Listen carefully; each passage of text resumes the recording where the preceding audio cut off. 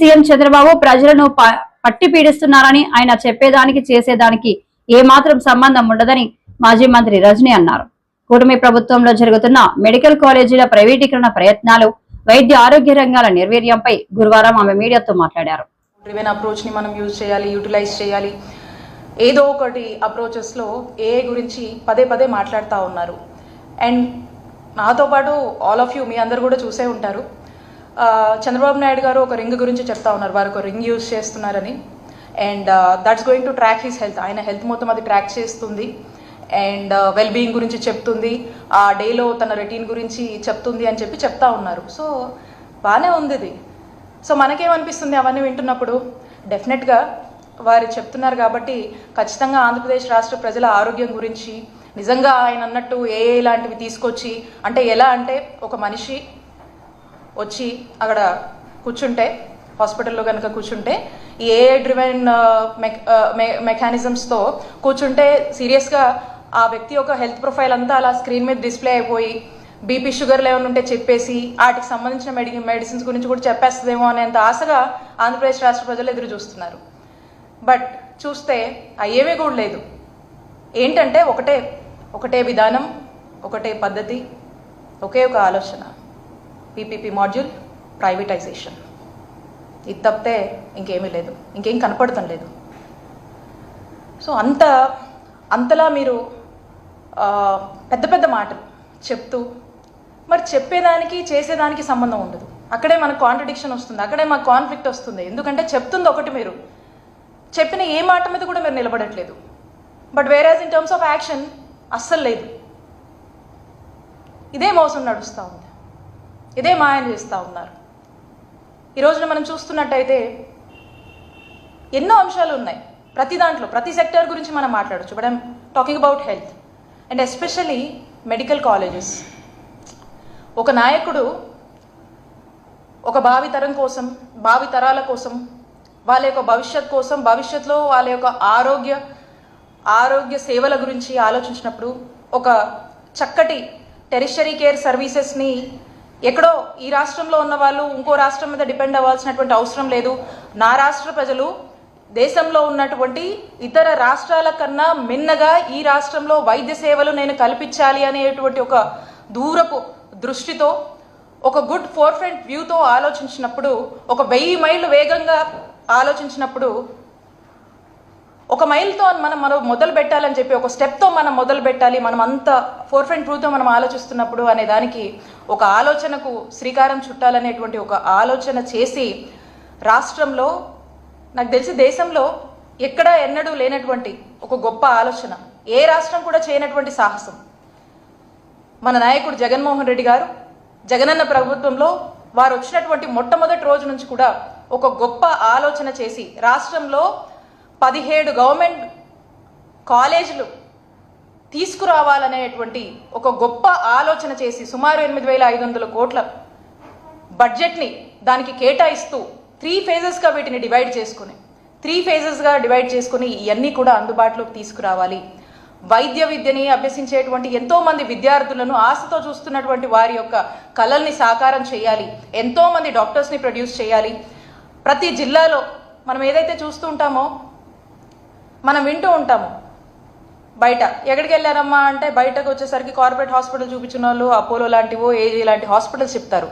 ప్రతి జిల్లాకు ఒక అపోలో హాస్పిటల్, ప్రతి జిల్లాకు ఒక ఏజీ హాస్పిటల్ లాంటి ఒక కార్పొరేట్ స్థాయి వరల్డ్ క్లాస్ స్టాండర్డ్స్తో ఉన్నటువంటి హాస్పిటల్స్ని ఏర్పాటు చేయాలనేటువంటి ఒక గొప్ప ఆలోచనతో అడుగులు వేశారు జగన్మోహన్ రెడ్డి గారు. మరి ఈ రోజున అంత గొప్ప ఆలోచనతో ఎందుకు వేశారంటే, ఇక్కడ సూపర్ స్పెషాలిటీ వైద్య సేవలు ఆ ప్రాంత ప్రజలకు అక్కడే అందాలి. అక్కడున్న ప్రాంత ప్రజలు బయటికి రావాల్సినటువంటి అవసరం ఏర్పడకూడదు. అంటే ఫ్యూచర్లో అక్కడే మళ్ళీ వాళ్ళకు వైద్య సేవలు అందించే డాక్టర్స్ని కూడా మనం అక్కడే వైద్య విద్యని పెంపొందిస్తే అక్కడే మనకు డాక్టర్స్ ఉంటారు, స్టాఫ్ ఉంటారు, చదువుకోవచ్చు, అక్కడే హాస్పిటల్ ఉంటుంది, అక్కడే వైద్య సేవలు అందుతాయి ఫ్రీగా. ఇవన్నీ నాణ్యమైన వైద్య సేవలు అక్కడే అందుతాయి, ఎక్కడికి పోనవసరం లేదు అనేటువంటి ఒక ఆలోచనతో తెలంగాణ రాష్ట్ర ప్రభుత్వం అందించనున్న గద్దర్ ఫిలిం అవార్డులను జ్యూరీ చైర్పర్సన్ జయసుధ ప్రకటించారు. ఎఫ్డీసీ చైర్మన్ దిల్ రాజుతో కలిసి ఆమె మీడియా సమావేశం నిర్వహించారు. ఈ అవార్డుల కోసం మొత్తం 1248 నామినేషన్లు రాగా వాటిని పరిశీలించిన అనంతరం అవార్డు గ్రహీతల పేర్లను ప్రకటించారు. అందరికీ మా ధన్యవాదాలు తెలుపుకుంటున్నాము. సో యాజ్ దిల్ రాజు గారు చెప్పారు, మళ్ళీ నేను అంతా రిపీట్ 14 years తర్వాత అవార్డ్స్ రావడం పెట్టడం అన్నది చాలా మాకు సంతోషం, especially as a movie industry తరఫున. ఎందుకంటే మాకు అవార్డ్సే పెద్ద ఒక boost, it's like a life for us అన్నమాట. సో చాలా చాలా సంతోషం. అండ్ దిల్ రాజు గారు చెప్పినట్టు మాకు గవర్నమెంట్ టోటల్ ఫ్రీడమ్ ఇచ్చింది, ఎలాంటి ఇంటర్ఫియరెన్స్ కానీ ఇన్ఫ్లుయెన్స్ కానీ అలాంటిది ఎవరు చేయడానికి ట్రై చేయలేదు. సో మేమంతా జ్యూరీ కూడా మేమంతా పెద్ద వీ డెంట్ హ్యావ్ మచ్, అంటే పెద్ద ఆర్గ్యుమెంట్స్ దీని గురించి అలాంటివన్నీ ఏం లేకుండా simple we had little discussions and little debates. But అందరూ ఇనానిమస్గా మూవీస్ సెలెక్ట్ చేయడం జరిగింది. అండ్ ఆల్సో చాలా చిన్న సినిమాలు, చాలా కొత్త డైరెక్టర్ వచ్చారు ఈ పిక్చర్స్లో. చాలా సినిమాలు వచ్చాయి. I'm so happy to see. వాళ్ళందరికీ కంగ్రాచులేషన్స్ చెప్పాలి, ఎందుకంటే సో హ్యాపీ. ఎందుకంటే కొత్త డైరెక్టర్స్ కూడా ఇంత మంచి సినిమాలు తీయడం, కొత్త యాక్టర్స్ కాకపోతే బెస్ట్ ఆఫ్ బెస్ట్కే మనం ఇవ్వగలం అవార్డ్స్. సో దాంట్లో వీలైనంత వరకు we did our best. And time ఎక్కువ తీసుకోకుండా I would like to announce Gaddar Telangana film awards for the year 2024 goes to first best feature film Kalki 2898, that is 2898 AD, and second best feature film Putel, third best feature film Lucky Bhaskar, feature film on national integration, communal harmony and social uplift, film Committee Kurallu goes to Committee Kurallu.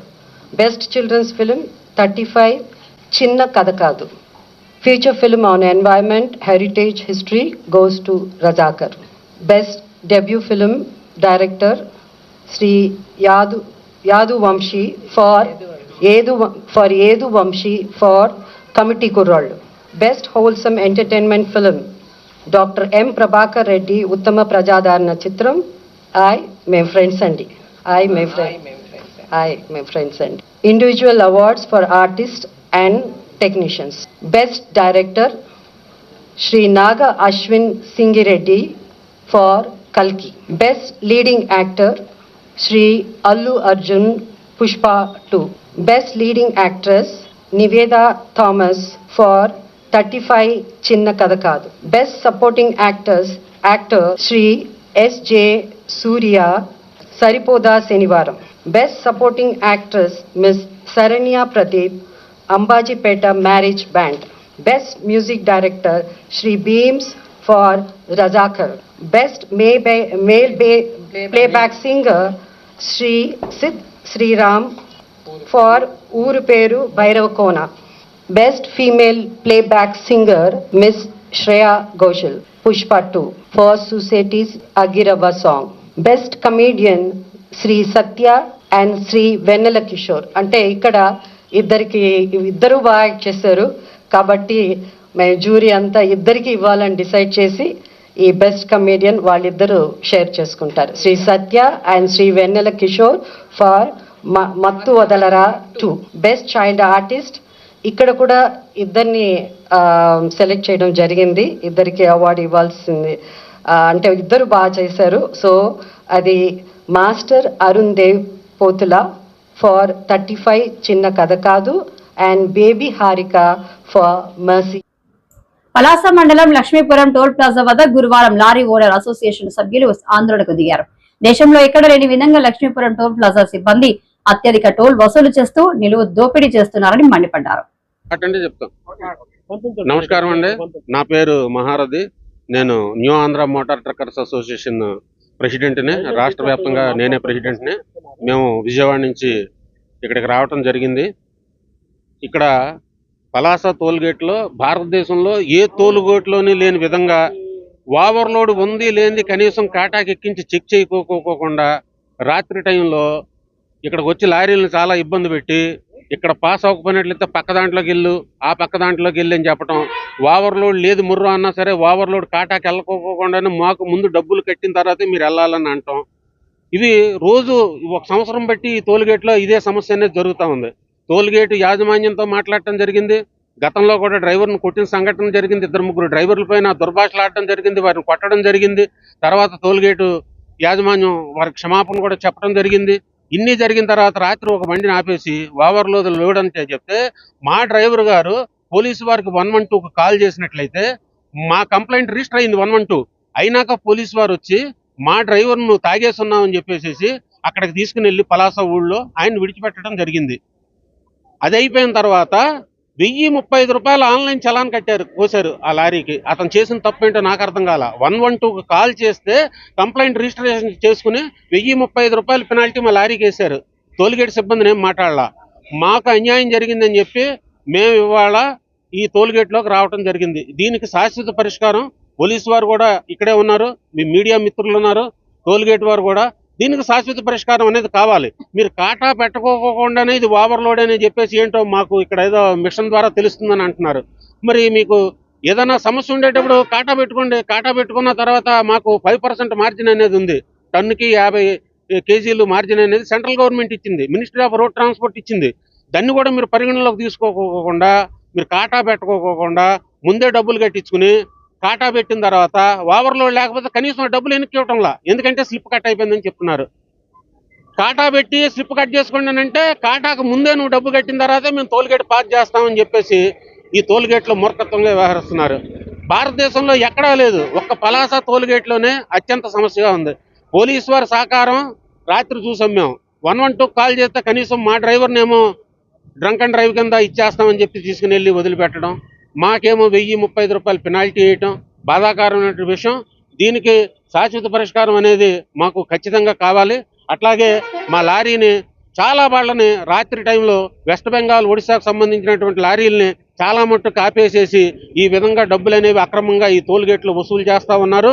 ఒక్కొక్క బండి దగ్గర నుంచి 1500, 2000 రూపాయలు కూడా వసూలు చేస్తున్నట్లు మాకు పక్కా సమాచారం ఉంది. ఇక్కడ ఈ టోల్గేట్లో రాత్రి డ్రైవర్లను భయభ్రాంతులకు గురి చేసి ఈ విధంగా దోపిడీ అనేది పలాస టోల్గేట్లో చేస్తున్నారు. దీనిపైన ప్రభుత్వం తక్షణమే తీసుకుని ఈ టోల్గేట్ యాజమాన్యం తాలూకా కాంట్రాక్టర్ని రద్దు చేయించాలని, అట్లాగే పోలీసు వారు ఎవరైతే రాత్ర మేము 112 కాల్ చేస్తే మాకు సహకరించడంలో వారిపైన కూడా తగు చర్యలు తీసుకోవాలని కోరుకుంటున్నాం. అట్లాగే లారీ రాత్రి నుంచి ఆగిపోయింది కాబట్టి ఇప్పుడు కాటా పెట్టి మా బండిలో ఓవర్లోడ్ లేకపోయినట్లయితే మేము దానికి సంబంధించి ఎంతైతే నష్టపరిహారం చెల్లించాలనేది మా లారీ యాజమాన్యం కూడా చెల్లించవలసిందిగా టోల్గేట్ యాజమాన్యాన్ని మేము డిమాండ్ చేస్తా ఉన్నాం. రాష్ట్రంలో రేషన్ దుకాణాల్లోని బియ్యం, నిత్యావసరాలు పంపిణీ చేస్తామని మంత్రి నాదెండ్ల మనోహర్ తెలిపారు. ఇకపై పీడీఎస్ బియ్యం అక్రమ రవాణా ఉండబోదని చెప్పారు. ప్రతి నెల 1వ తారీఖు నుంచి 15వ తారీఖు వరకు ఉదయం 8 నుంచి 12 వరకు, మళ్ళీ సాయంత్రం 4 నుంచి 8 వరకు ప్రజల కోసం నిరంతరంగా ఉపయోగపడే విధంగా ఒక వ్యవస్థ ఉండేది. అయితే మోసపూరితంగా, కుట్రపూరితంగా ఇంటింటి డెలివరీ చేస్తామని కొత్త వ్యవస్థను తీసుకొచ్చి అనేక సమస్యలు గత ప్రభుత్వం సృష్టించింది. కూటమి ప్రభుత్వం వచ్చిన తర్వాత చాలా లోతుగా అధ్యయనం చేసి ప్రజలకి ఎక్కువగా ఉపయోగపడే విధంగా ప్రతి నెల సరుకులు అందుకోవడానికి పనులు మానేసుకుని వ్యాన్ ఎప్పుడు వస్తుందో అని ఎదురు చూడకుండా ఎప్పుడు కూడా వీళ్ళకి అందుబాటులో ఉండేటట్టు ఈ షాపులన్నీ కూడా తెరిచే విధంగా ఒక అద్భుతమైన కార్యక్రమం కేంద్ర ప్రభుత్వంతో రాష్ట్ర ప్రభుత్వం కలిసి చేస్తుంది. ఈ పథకాన్ని ప్రజలకి మరింతగా దగ్గరగా తీసుకెళ్లే విధంగా, అదేవిధంగా టెక్నాలజీని ఉపయోగించుకుని ప్రతి ఒక్కరికి మేలు జరిగే విధంగా, ఎక్కడ పొరపాటు లేకుండా రైస్ స్మగ్లింగ్ అనేది ఆంధ్రప్రదేశ్లో జరగనీయకుండా చర్యల్లో భాగంగా ఈరోజు ఈ నిర్ణయం తీసుకుని ముందుకు వస్తున్నాం. డిఎస్సి పరీక్షకు గడువు పెంచాలని ఎమ్మెల్సీ దువ్వాడ శ్రీనివాస్ డిమాండ్ చేశారు. ఈ మేరకు బుధవారం రాత్రి సోషల్ మీడియాలో ఒక వీడియో పోస్ట్ చేశారు. పరీక్షకు సన్నద్ధం కావడానికి కనీసం 90 రోజుల గడువు ఉండాలని అభ్యర్థులు కోరుతున్నట్లు తెలిపారు. ఆంధ్రప్రదేశ్ నలుమూలల నుంచి కూడా ఫోన్లు వచ్చినాయి. వచ్చిన ప్రతి ఒక్క ఫోన్ కూడా డిఎస్సికి అప్లై చేసినటువంటి అభ్యర్థులు. మరి దీనికి సంబంధించి వారు తెలియజేసినటువంటి బాధలు, కష్టాలు విన్న తర్వాత ఖచ్చితంగా దీనిపైన రెస్పాండ్ అవ్వాలి అని నేను ఈ ఉద్దేశంతో ఈ ప్రభుత్వంలో మరి ఒక ఎమ్మెల్సీగా, ఒక ప్రజాప్రతినిధిగా, అలాగే ఒక పౌరుడిగా నేను ప్రశ్నిస్తున్నాను. ముఖ్యంగా గౌరవ ముఖ్యమంత్రి వర్యులు శ్రీ చంద్రబాబు నాయుడు గారికి, అలాగే deputy chief minister Shri Pawan Kalyan గారికి, అలాగే కీలక బాధ్యతలు వహిస్తున్నటువంటి నారా లోకేష్ గారికి, అయ్యా మీ అందరికీ నేను తెలియజేసేది మెగా డిఎస్సి. ఈ కూటమి ప్రభుత్వం అధికారంలోకి వచ్చిన తర్వాత మొదటి సంతకం కింద మెగా డిఎస్సి ద్వారా ఉద్యోగాలు తీస్తామని మీరు చెప్పారు. ఒక ఏడాదిలోనే అని చెప్పారు. ఓకే, నోటిఫికేషన్ ఇప్పుడు వచ్చింది. 16,347 ఉద్యోగాలకు జూన్ 6 నుంచి జూలై 6వ తారీఖు వరకు, మరి 30వ తారీఖు నుంచే హాల్ టికెట్స్ కూడా డౌన్లోడ్ చేసుకోండి. ఇది ఎలా తయారైందంటే, విపరీతమైనటువంటి ఆకలితో ఉన్నవాడికి మనం భోజనం పెడుతున్నామా, ఆకు వేసి భోజనం పెడుతున్నామా, ఆకుని లాగేస్తున్నామా, అసలు ఏం జరుగుతుంది? చాలా ఘోరమైన పరిస్థితులు. నేను చాలామంది మరి డిఎస్సి క్వాలిఫైడ్ పర్సన్స్తో, మెగా డిఎస్సి క్వాలిఫైడ్ పర్సన్స్తో నేను ఈరోజు మాట్లాడాను. అసలు ఏంటి మీ బాధ? ఇంతమంది నాకు ఫోన్ చేస్తున్నారు కదా, రెస్పాండ్ అవ్వమని చాలామంది ఫోన్ చేస్తున్నారు, అసలు ఏంటి నాకు క్లారిటీగా చెప్పండి అని. అప్పుడు వాళ్ళు చెప్పిన తర్వాత నేను కొన్ని పాయింట్స్ ఐడెంటిఫై చేశాను. వాళ్ళు చెప్పిన మాటల్లో జెన్యూన్ పాయింట్స్ ఉన్నాయి. జెన్యూన్ పాయింట్స్ మీద నేను మాట్లాడదలుచుకున్నాను. అన్ని సబ్జెక్టుల మీద నేను మాట్లాడదలుచుకోవాలి. ఆ జెన్యూన్ పాయింట్స్లో వాళ్ళు చెప్పినటువంటి మాట ముఖ్యంగా సామాజికంగా, ఆర్థికంగా వెనుకబడినటువంటి ఎస్సీ, ఎస్టీ, బీసీ విద్యార్థినులకు 90 రోజుల పాటు కోచింగ్ ఇచ్చి తర్వాత టీఎస్సీ నోటిఫికేషన్ ఇస్తామని చెప్పినటువంటి ప్రభుత్వం 30 రోజులు కూడా కోచింగ్ ఇవ్వకుండా 45 రోజుల గడువులో మాత్రమే ఈ నోటిఫికేషన్ ఇవ్వటం ఎంతవరకు న్యాయం? ఇది న్యాయమా? 90 రోజులు కనీసం డిఎస్సి ఎగ్జామినేషన్కి టైం ఇవ్వాలి కదా. గడిచిన కాలంలో టెట్ ఎగ్జామ్ కూడా ఇలాగే ఇచ్చారు కదా 22లో. మరి ఇలా ఇవ్వటం వల్ల ఇది మనుషులమే కదా, మానవులమే కదా. పెందుర్తి మండలం జెర్రిపోతులపాలెం గ్రామంలో వైసీపీ నాయకుల భూ ఆక్రమణలపై స్పందించిన జనసేన పెందుర్తి ఎమ్మెల్యే పాచకల రమేష్ బాబు. చెరువుని పట్టాగా ఇచ్చేశారు గత కలెక్టర్. దాన్ని మొన్ననే కలెక్టర్ గారికి లెటర్ ఇచ్చాను, దాన్ని క్యాన్సిల్ చేయమని. వారం రోజులు టైం అడిగారు. గతంలో అది ఏ విధంగా గవర్నమెంట్ రికార్డు ఉందో ఆ రికార్డులు కూడా ఇచ్చాను.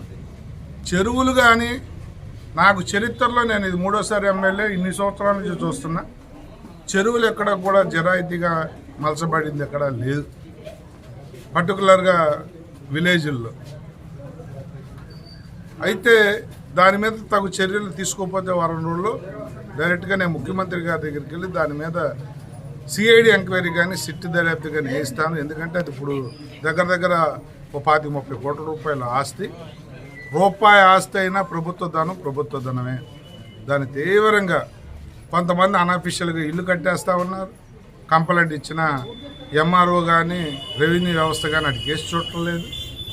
పేదవాడు గుడిసె వేసుకుంటే మాత్రం తగుదన్నమ్మా అని గంటలో వెళ్ళిపోతారు. మరి పేదవాడైతే వీళ్ళని ఇన్ఫ్లుయెన్స్ చేయలేకపోతా ఉన్నాడు. డబ్బున్నవాడైతే మాత్రం బంగళాలు కట్టేసిన 2 అంతస్తులు 3 అంతస్తులు ఇల్లు కట్టినా కూడా చర్యలు లేకుండా పోతున్నాయి.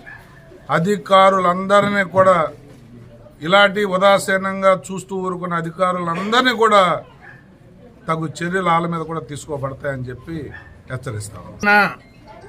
నాకు తెలిసి 4 ఎకరాలు, అంతకు మించి అయినా అంతకన్నా తక్కువైనా అది ప్రభుత్వ భూమి. ఎట్టి పరిస్థితుల్లో అది ప్రభుత్వానికి కాపాడు.